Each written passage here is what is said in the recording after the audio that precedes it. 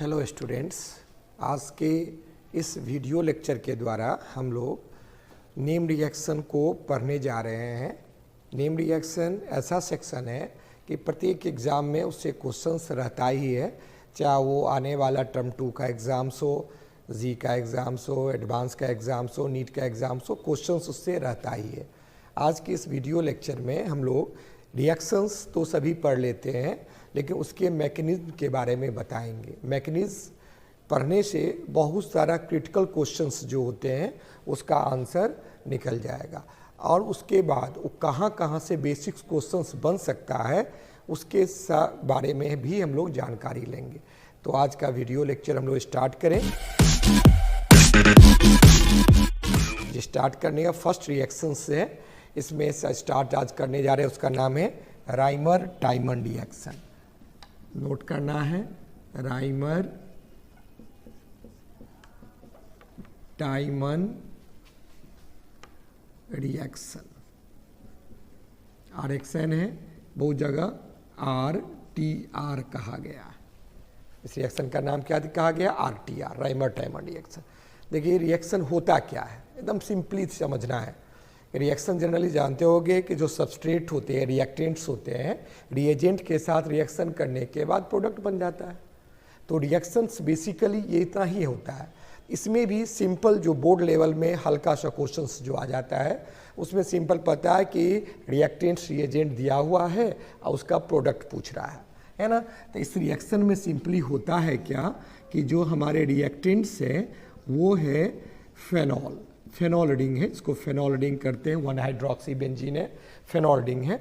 इस phenol ring पर हम 2-3 ट्रीटमेंट करते हैं। रिएक्शंस होता है, पहला इसमें क्लोरोफॉर्म, सेकेंड NaOH या KOH डालते हैं, थर्ड में अगर हम इसमें एसिडिफिकेशन करते हैं और टेम्परेचर इसमें 60 डिग्री सेल्सियस होना चाहिए। तो इस ऐसे रिएक्टेंट में होता क्या है, रिएक्शन में जो रिएक्टेंट्स होते हैं उसके हाइड्रोक्सी ग्रुप के ऑर्थो पोजीशन, ऑर्थो जानते हैं 1-2 को ऑर्थो कहते हैं, तो ऑर्थो पोजीशन पर एल्डिहाइड ग्रुप का आ जाना, या इसमें 2 प्रोडक्ट बनता है लेकिन सेकेंड जो प्रोडक्ट बनता है वो बहुत कम बनता है, इसीलिए हम लोग मेजर प्रोडक्ट रिएक्टेंट्स में जो मेजर बनता है उसी का नाम लिखते हैं।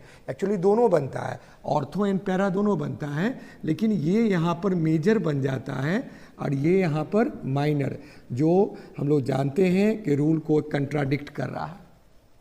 क्यों, कैसे कंट्राडिक्ट कर रहा है हम लोग मैकेनिज्म में समझ जाएंगे क्यों कंट्राडिक्ट कर रहा है। ऐसा दोनों बनता है, दोनों बनता है, लेकिन हमारे बुक्स में जो चर्चा बेसिक्स NCERT में इसके बारे में यही रिएक्शन है।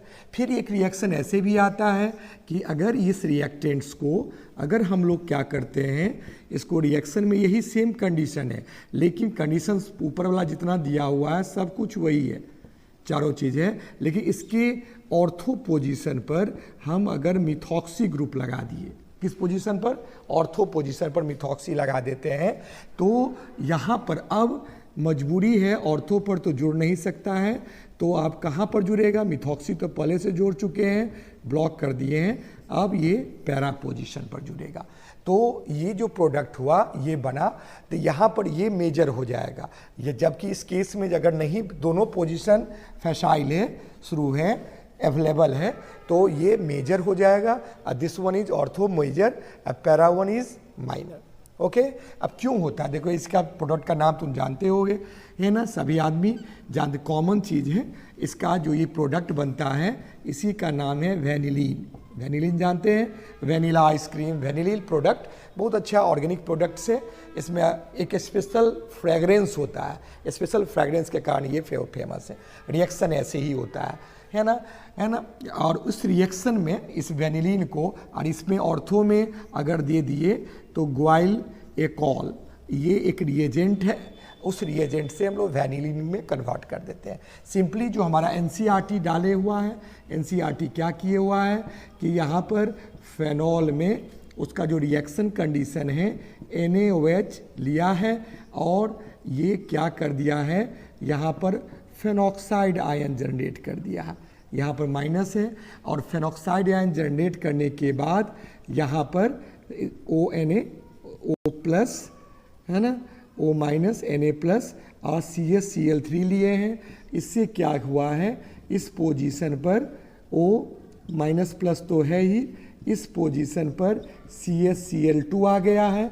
और फाइनली जब रिएक्शन फिर NaOH के साथ करने पर इस रिएक्शन में कंडीशन में हुआ है क्या कि O माइनस यहाँ प्लस आ गया है और इस पोजीशन पर एसिडिफिकेशन होके यहाँ पर CHO आ गया है और लास्टली H प्लस डालने के बाद यहाँ पर हमको प्रोडक्ट जो मिल गया है वो दिस वन, ये प्रोडक्ट मिल गया है। ये NCERT के हिसाब से NCERT का जो इक्वेशन है उस इक्वेशन में डाला हुआ। लेकिन बेसिकली तीनों रिएक्शंस ये सब राइमर टाइमन रिएक्शन ही है, लेकिन इस रिएक्शन में के बेसिक जो कॉन्सेप्ट हम लोग डेवलप करेंगे वो बेसिक कॉन्सेप्शन इसके मैकेनिज्म से पता चलेगा कि रिएक्शन कैसे है। अगर हम इसको लिखना चाहें, लैंग्वेज में देना पाए, तो लैंग्वेज सिंपली इसको लैंग्वेज भी हम प्रोवाइड कर सकते हैं। लैंग्वेज मेरा क्या हो सकता है, इसमें हम ऐसे लिख सकते हैं कि इट इज़ सिंपली, ये हमारा simply reaction of phenol with chloroform के साथ and NaOH to introduce formyl group, SCHO को फॉर्माइल कहते हैं, group on ortho position, ortho को मेजर प्रोडक्ट यही है, ortho position to hydroxy group, जहाँ पर हाइड्रोक्सी रहेगा उसके हिसाब से hydroxy group after acidification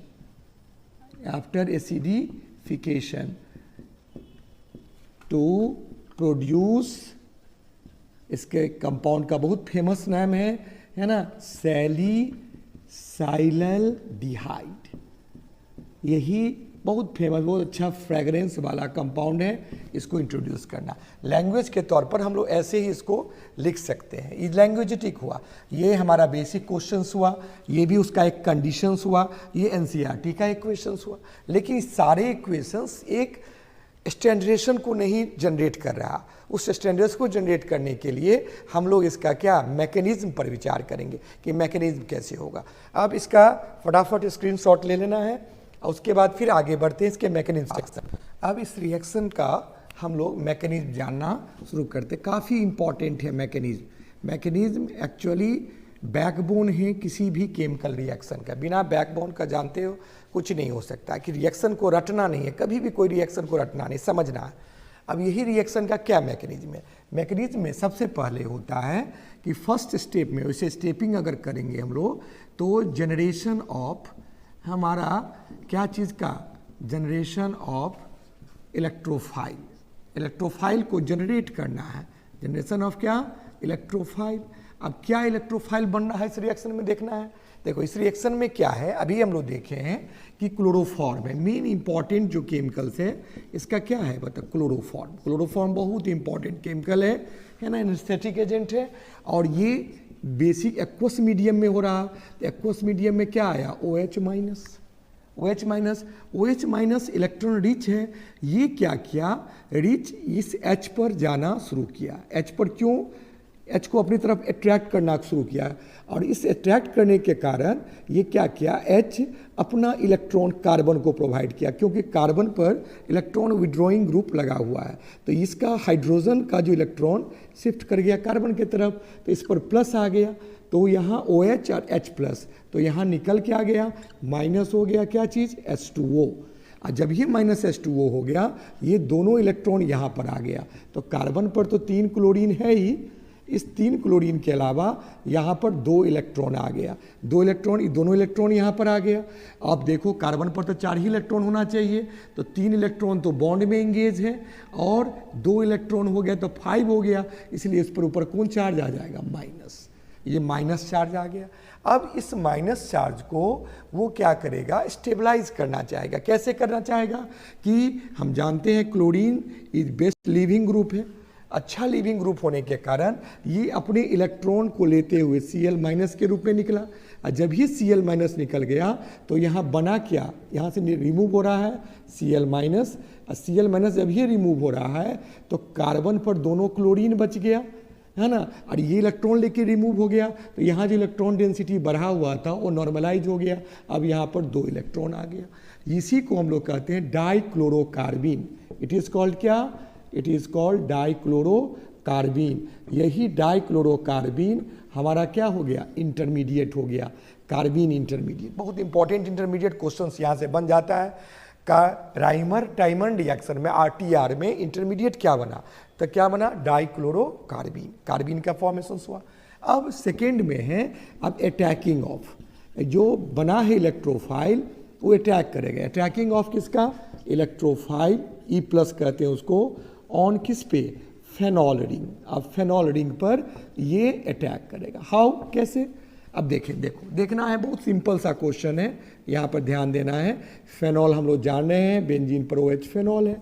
phenol का एसिडिक नेचर को इनकरेज करने के लिए, बढ़ाने के लिए इसमें OH- आया। ये OH- जहाँ इसको फिर वही काम किया, इस पर इलेक्ट्रॉन डालने का कोशिश किया, ये डेंसिटी अपना हाइड्रोजन अपने इलेक्ट्रॉन को ऑक्सीजन की तरफ पुट कर दिया, या ऑक्सीजन इलेक्ट्रोनिगेटिव एटम होने के कारण खींचा तो फिर OH और H पर प्लस, फिर माइनस यहाँ पर से क्या निकल गया, H2O। जब ये -H2O हो गया तो यहाँ O पर कौन चार्ज आ गया, O पर आ गया माइनस। O पर देख रहे हो माइनस, रिंग तो हमारा बेंजीन का है ही, है ना, और -H2O हो गया। अब क्या करेगा, ये जो बेंजीन रिंग का O पर जो माइनस है ये शिफ्ट करना चाहेगा यहाँ पर, और जब ये यहाँ पर रेजोनेंस के कारण शिफ्ट करना चाहेगा तो ये जो पाई इलेक्ट्रॉन्स है ये इलेक्ट्रॉन शिफ्ट कर जाएगा इस कार्बन पर। जब इस कार्बन पर शिफ्ट किया तो इसका एरोमेटिक कंडीशन का जो एरोमेटाइजेशन कंडीशन था वो फेल हो गया। अब देखो यहाँ पर डबल बॉन्ड आ गया, और डबल बॉन्ड आने के बाद ये इस पर क्वेश्चन आ गया, और ये इलेक्ट्रॉन जो था पाई इलेक्ट्रॉन चला गया बाहर, इलेक्ट्रॉन डेंसिटी बढ़ गया, इसका एरोमेटिक कंडीशन का रिंग क्या होगा, फेल्योर हो गया। अब आया कौन चीज़, इलेक्ट्रोफाइल। ये जो हमारे इलेक्ट्रोफाइल से कार्बीन है, इलेक्ट्रोफाइल क्योंकि इलेक्ट्रॉन पुअर है, इसके पास कितने इलेक्ट्रॉन्स है, 1 2 3 4 5 6 है, ऑक्टेट नहीं, पूरा इलेक्ट्रॉन पुअर है। Electron poor are Lewis acid, that is called electrophile. अब इलेक्ट्रोफाइल्स जो होगा ये यहाँ पर अटैक करेगा। कैसे अटैक करेगा, अब यहाँ पर देखो, यहाँ पर है क्या, ये Cl है, यहाँ पर Cl है, और ये लॉन्ग पेयर है। जहाँ इसको कमी है, इसको इलेक्ट्रॉन का कमी, इसको यहाँ पर इलेक्ट्रॉन का अधिकता, आप जानते हो पोलराइजेशन शुरू हो गया, और यहाँ इलेक्ट्रॉन का शिफ्टिंग हो गया। इलेक्ट्रॉन यहाँ पर शिफ्ट किया, अब क्या बना, अब सिंपली ऊपर तो हमारा डबल बॉन्ड पहले से बना ही हुआ है, इसका एरोमेटिक रिंग तो डिस्ट्रॉय हो चुका है। अब ये कार्बन से यहाँ पर जाके जुड़ जाएगा, ये कार्बन जुड़ गया, कार्बन पर क्लोरीन आ गया, कार्बन पर क्लोरीन आ गया। अब जब ये बॉन्ड यहाँ से जुड़ा तो यहाँ पर इलेक्ट्रॉन डेंसिटी बढ़ गया, यहाँ माइनस आ गया। और तुम जानते हो कि प्रत्येक कार्बन पर एक हाइड्रोजन भरता है, ये यहाँ पर एक हाइड्रोजन आ गया। तो ये जो अटैकिंग हुआ, यहाँ पर भी कार्बन आयन बना दिया, कार्बन पर निगेटिव चार्ज आ गया, कार्बन आयन बन गया। अब ये कार्बन आयन देखो, यहाँ पर इलेक्ट्रॉन रिच डेंसिटी होने के कारण ये चाहेगा इलेक्ट्रॉन को अपनी तरफ क्या करना, खींचना। तो खींचने के लिए क्या किया, ये इसको पॉजिटिव चार्ज चाहिए। यहाँ पर ये जो बॉन्ड है हाइड्रोजन का बॉन्ड, जब यहाँ पर शिफ्ट कर जाएगा रेजोनेंस के स्टेबलाइज करने के कारण, तो H पर प्लस आ जाएगा। और जब ही H पर प्लस आ गया, वो क्या किया, इस H को अपने पर क्या किया, खींच लिया। बहुत इंपॉर्टेंट है, वेरी वेरी इंपॉर्टेंट, बहुत क्रूशियल पार्ट, फिर से समझना है। अब ये कार्बन पर इलेक्ट्रॉन डेंसिटी बढ़ा हुआ है, और ये चाहिए इसको पॉजिटिव चीज़ चाहिए। ये पॉजिटिव कब आएगा, जब H पर प्लस आएगा। H पर प्लस कब आएगा, जब इसका इलेक्ट्रॉन इस रेजोनेंस में स्टेबलाइज हो जाएगा। जो रेजोनेंस डिस्टर्ब हो गया था वो स्टेबलाइज करने का कोशिश करेगा। ये रिंग के अंदर आ गया तो यहाँ प्लस आ गया, इस H को ये खींच लिया। अब हुआ क्या, अब इस केस में सिंपली हम लोग देख रहे हैं यहाँ पर हुआ क्या, यहाँ पर हुआ कुछ इस प्रकार, कुछ इस प्रकार क्या हुआ, ये डबल बॉन्ड, यहाँ पर शिफ्टिंग हो गया। अब शिफ्टिंग जब ये यहाँ पर हो गया तो 5, यहाँ पर तो 5 बॉन्ड हो जाएगा, तो ये जो माइनस आ रहा था ये शिफ्ट कर जाएगा अपने पोजीशन पर, ये पाई बॉन्ड शिफ्ट कर गया, यहाँ पर निगेटिव आ गया। अब जब यहाँ पर निगेटिव आ गया तो यहाँ पर शिफ्टिंग होने के कारण यहाँ पर C पर क्या Cl, यहाँ पर भी Cl, और यहाँ पर क्या आ गया, एक हाइड्रोजन आ गया। और जब ये एक हाइड्रोजन यहाँ पर आ चुका है, अब सिंपली, अब तो रिएक्शन तो बहुत आसान है, अब रिएक्शन हम लोग होने वाला है कंप्लीट। अब होने वाला क्या कंप्लीट है, अब क्या आएगा, NaOH। कितने NaOH, 2 मोल ऑफ NaOH।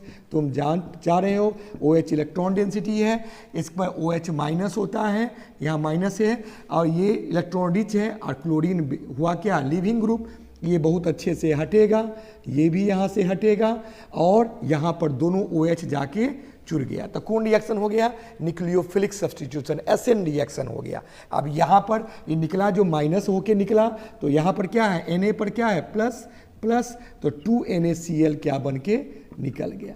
अब यहाँ बचा 2NaCl निकला, और यहाँ पर जुड़ के आ गया, बेंजीन तो है ही, बेंजीन पर क्या आ गया, यहाँ पर रिंग हो गया, O पर माइनस, और यहाँ पर C पर H, और C पर क्या हो गया, OH, C पर फिर क्या हो गया, OH। अब देखो एक ही कार्बन पर दो हाइड्रोक्सी, ये जेमिनल कंडीशन को इंडिकेट कर रहा है, वेरी अनस्टेबल हो जाएगा, तुरंत क्या करेगा, अपने आप को रिमूव करना चाहेगा। कैसे रिमूव करेगा, OH यहाँ से और H यहाँ से, H2O को रिमूव किया।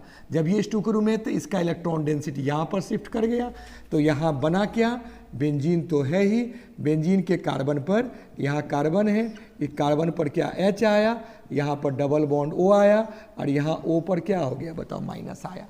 और लास्टली एसिडिफिकेशन किए, एसिडिफिकेशन करने में हम लोग क्या किए, H है तो H प्लस डाले, एसिडिफिकेशन हम बताए थे रिएक्शन में H प्लस एसिड के प्रेजेंस में हुआ, तो H प्लस के प्रेजेंस में बेंजीन पर जो यहाँ पर फेनॉक्साइड आयन था, वो फेनॉक्साइड आयन अब OH आ गया, और सिंपली डबल बॉन्ड O और H आ गया। अब यहाँ पर क्वेश्चन बन के रुक गया कि यहाँ पर ऑर्थो पोजीशन पर बन गया।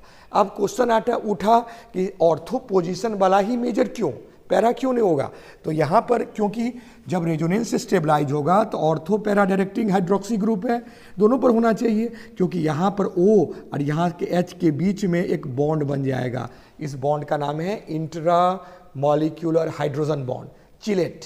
चिलेट का फॉर्मेशन कर देगा, जिस चिलेट का फॉर्मेशन होने के कारण ये अपने आप को स्टेबलाइज कर लेता है। इसलिए पैरा प्रोडक्ट में दूरी बढ़ जाने पर हाइड्रोजन बॉन्ड जनरेशन पॉसिबल नहीं है।